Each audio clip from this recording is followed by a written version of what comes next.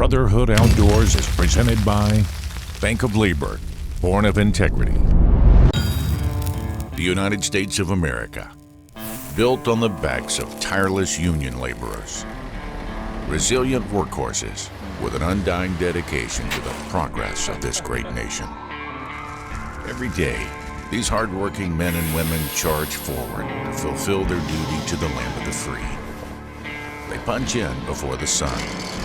They punch out with a sweat-soaked brow and a hunger for more. Industrious by character, with resumes measured by the calluses on their hands.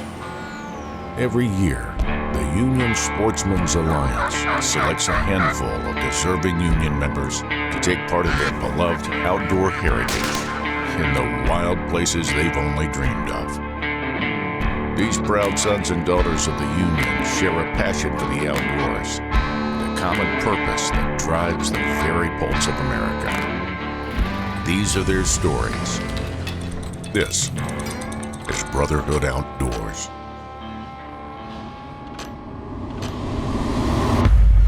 Punta Allen, Mexico. Sportsmen from all corners of the globe travel to these hallowed waters in search of the elusive permit that patrol the expansive saltwater flats. Paul Hughs, a 22-year IBEW journeyman, is traveling to this permit paradise with hopes of experiencing a once-in-a-lifetime fishing trip. Joining Paul is Forrest Parker of the Union Sportsmen's Alliance. Sion Khan National Biosphere, so it's basically a national park.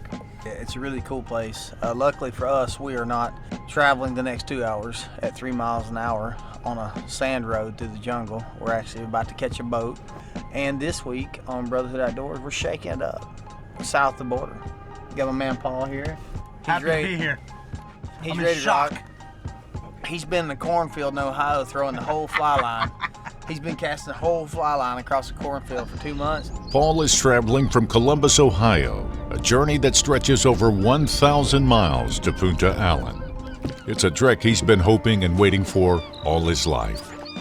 The crew takes a 2-hour car ride, followed by 1 hour traveling by boat. The Palomero Club is hard to find, for good reason. We're definitely shaking it up this week on Brotherhood Outdoors. As you can see, we're down in the Yucatan, Ascension Bay, little town Punta Allen, out here in basically the national park in the middle of nowhere. You ready, Paul? I'm ready. How you feeling about it? I've been feeling good since I heard about this. I can't believe I'm here, as a matter of fact, but here we are. So is this your first time saltwater fly fishing? Yes, it is.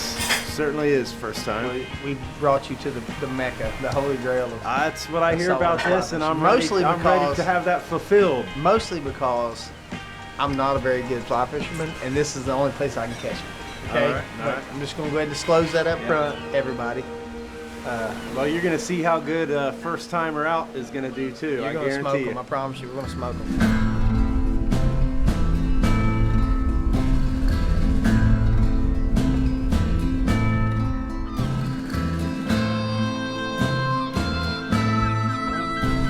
The most important part is don't get excited. Okay.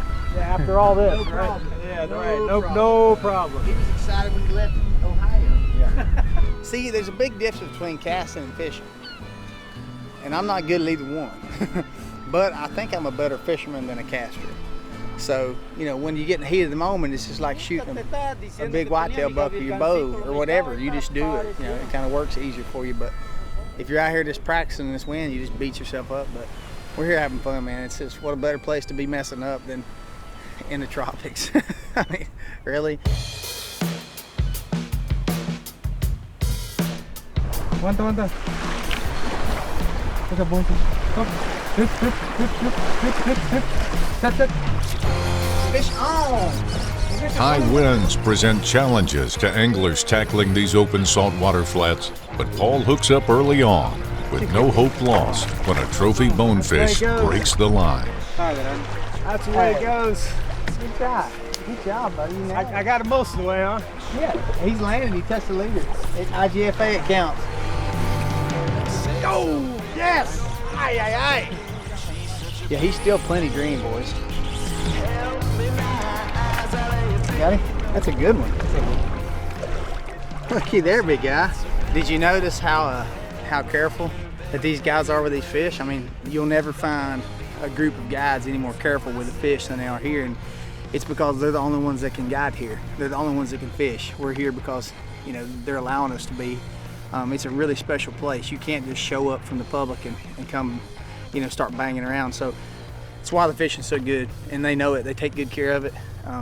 They feed their families with it, and I don't take it lightly. So very, very thankful to be here, and so awesome to have Paul here. You know, a hard working guy who loves to fly fish, and it's just awesome. I'm so glad I get to do it, man. Be part of the Brotherhood. It's awesome. Brotherhood Outdoors is sponsored by the Union Sportsmen's Alliance, an organized approach to conservation. Bank of Labor, born of integrity. Buck Knives, edge of a legend. Carhartt, outwork them all. And by these founding partners.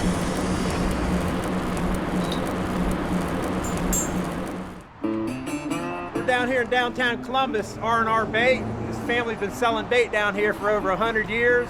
They got the answers, they got the information you need, and it's a bait store and they specialize in spin gear, but I actually bought my first fly rod here when I was headed out west. I was working down on the Ohio River Valley on some of those coal burner projects, and the company let me know that they were sending me out to Wyoming. Now at this point I'd already picked fishing back up to keep me out of trouble working out on the road, and I thought, since I'm going to Wyoming, I'm going to have to get a fly rod. So anyway, yeah, it's probably 10 years ago after the big crash in '08, and everybody hit the road because there wasn't much work around here.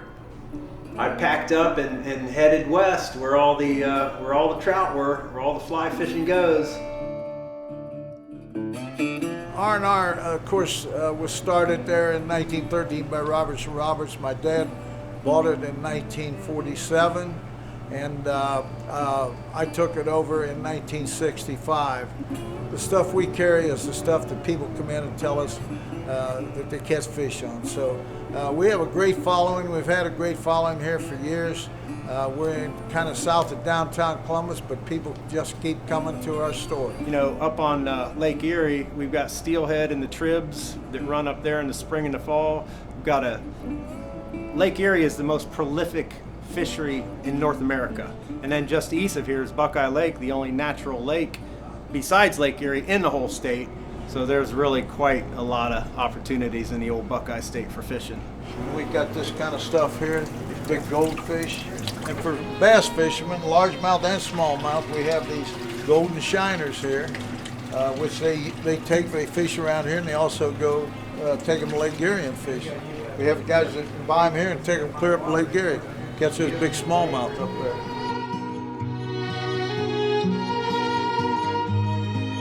I'm a 22-year member of the IBEW.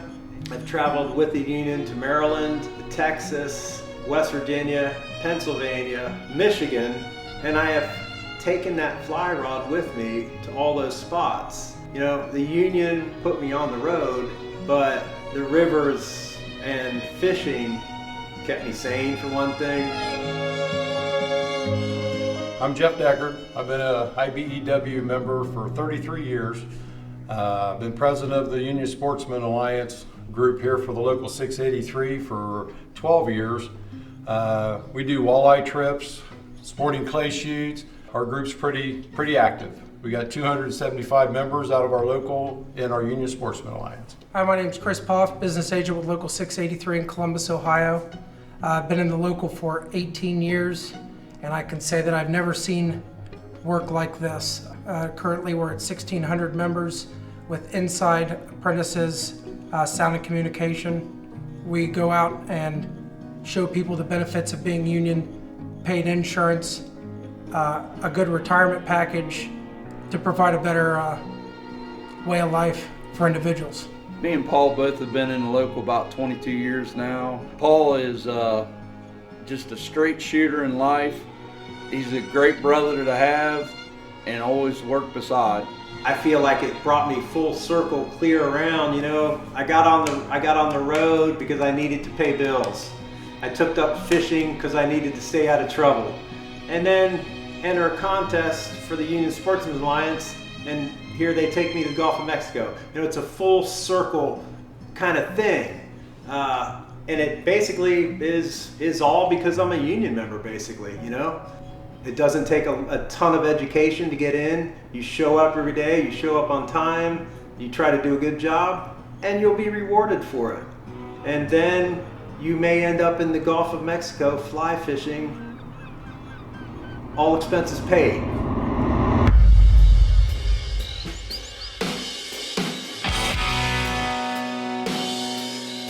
Hey Paul, Yes, sir. are you excited? I have never, this is absolutely unbelievable. I don't know what I did to deserve this, but I'm pretty happy right now, I'll tell you. It's pretty cool, isn't it? I have never seen anything like this in my life. We're in this lagoon today and looking for bonefish early. Really skinny water, as you can see. There's some places the water's only 6 inches deep, so when we find them, it's a pretty cool experience here, and looking for Paul to get to really see some fish tailing. And it's sight fishing at its finest. It's really similar to stalking big game. I mean, you're out here looking and hunting. It's awesome. And, it's one of the main reasons I enjoy saltwater fly fishing so much. But you can see I'm enjoying myself already. My man, he wore his special shorts today. These are his lucky shorts. It's kind of a different subject a little bit. You know what this reminds me? Being from the Midwest, I've come up with the sound of motors one way or the other in my whole life. It reminds me of when I got out to Wyoming for the first time, and there's nothing out there but the sound of the wind. And we're just enjoying it, man. It's awesome. We're gonna catch some fish. We're gonna try to catch a few bonefish, and one of our goals this week is to try to land a permit, maybe two. Holy Grail. Maybe two. Yeah, kind of the holy grail of flats fishing on a fly. So go big or go home. That's right. We're in a place to do it. Keep watching. It's gonna be awesome.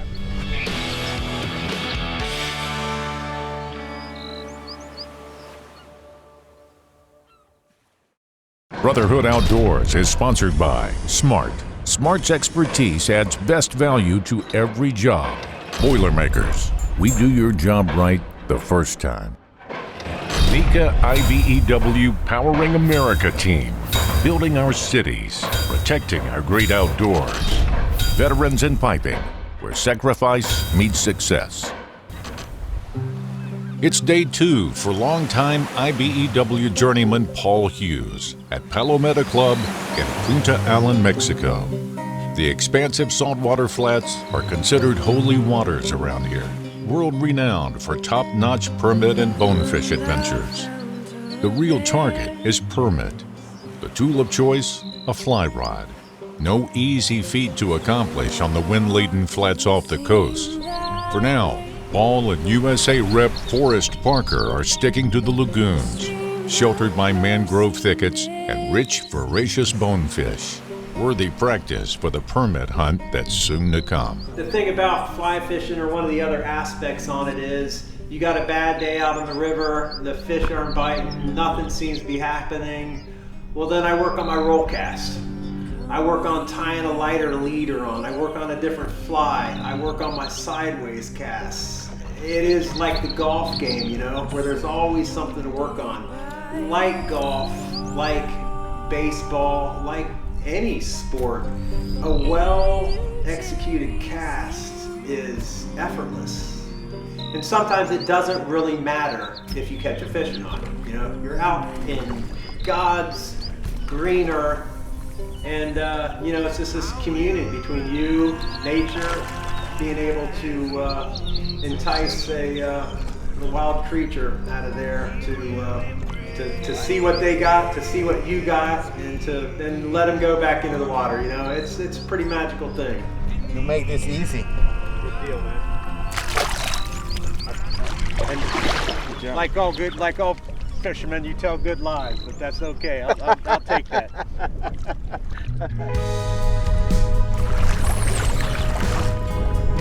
Got the wind in their back. Got fish up on this real shallow flat. Deep water here, deep water there. Fish just coming up, feeding across this big sandbar. It's the kind of places that you really want to take your wife on a honeymoon. and we get to be here fishing. And so it's I know I've said it a million times, but it's just one of the greatest places you'll ever fly fish. You know, it takes a little while to kind of adjust, and with this wind hitting you in different angles and casting, but we're getting there.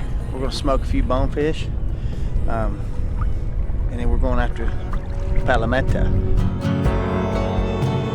With a few bonefish under their belt, the men decide it's time to find what they came here for: the permit prowling the open flats. High winds are proving to be a challenge for Paul. The permit teasing him from the shallows. When the permit are stacked and they're waiting for you to cast to them, and all you have to do is deliver that cast in the second, in that quartering wind from over your shoulder, not near as easy as what I thought it would be. You stand and stare at the water for hours, and then suddenly they're there waiting on you to suddenly come up with a competent cast in, like I said, probably a 15-mile-an-hour wind that is relentless. And to be able to deliver that weighted fly, to get it in front of them, to have them hit that fly and take off like that, which could entail a 30-minute or 40-minute fight, that is what makes them one of the most sought-after species on this planet. There was, what was that? That was a nice little pod, 6, 7, 8, 9, 10 of them. Trying to get in the right position on them and trying to get that 40-foot cast out there. It's all good. We got some good guides here, getting us near the fish. Let me just say that casting to them in these winds is a bit of a challenge. Let's just say that for right now. But I guess that's why they call it fishing, right?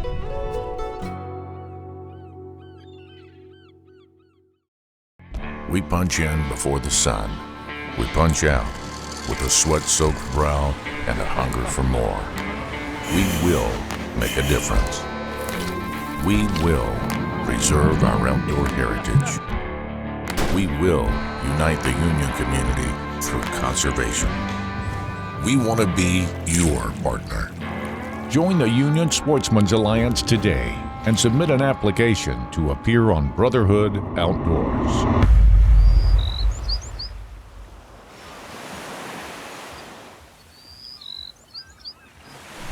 We'll try to get on some bones first thing, loosen everybody up a little bit, right? Yesterday we got a couple shots at some permit. Couldn't quite get the job done, but it's a new day.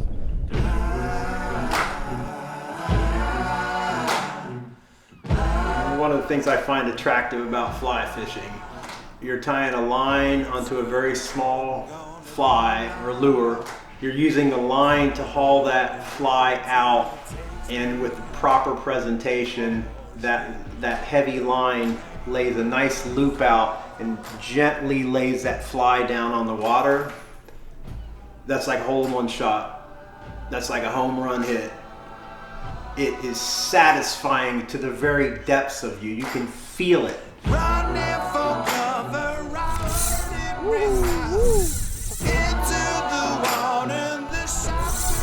That's how you do fight them like a salmon or a trout. You work them back the other way.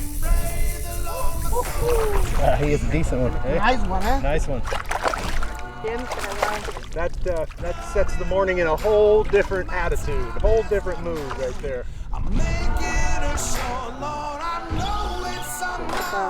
It's amazing how close, even the short cast, and this little bit of wind, man, you're just trying to get it over there. That's what makes it awesome, though. I want good eating sand. Very hungry. Look here, baby. Isn't that awesome? Like, these things are insane strong. Washed in the water and pray the Lord my soul to keep. Last day out here on the flats, Ascension Bay. It has been the trip of a lifetime.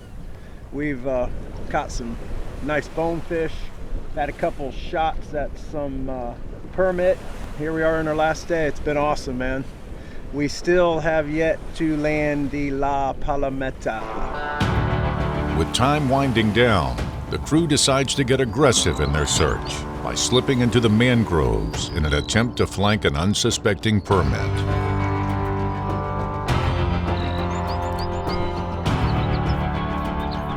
Paul's guide spots a lone tarpon lurking beneath the surface. They stalk through the narrow channels to gain position, staying behind the fish to give Paul the best opportunity they can. With a perfect presentation and a few quick strips, Paul is hooked up, but not for long.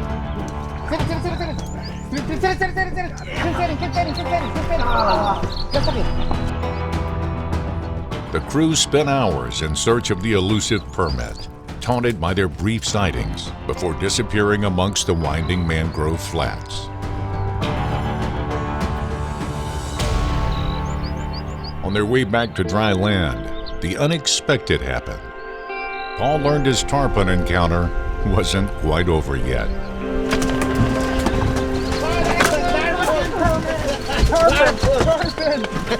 By God, we can use them, can't we? Did that fish just jump in the boat? The last day, last minute of the trip of a lifetime. I can see the injury right there where I had him hooked a little bit ago and he got off. He said, "I'm sorry, I want to be on TV." Folks, this week on Brotherhood Outdoors, we're deep in the Yucatan in Ascension Bay with the Palometa Club, our great friends and fellow brother, Dick Cameron, and his wife, Kay. I'm with my brother from IBEW, Paul Hughs, and tarpon are jumping in the boat. Tarpon are jumping in the boat. In the mangrove flats. I've never seen anything like that, by God. Unbelievable.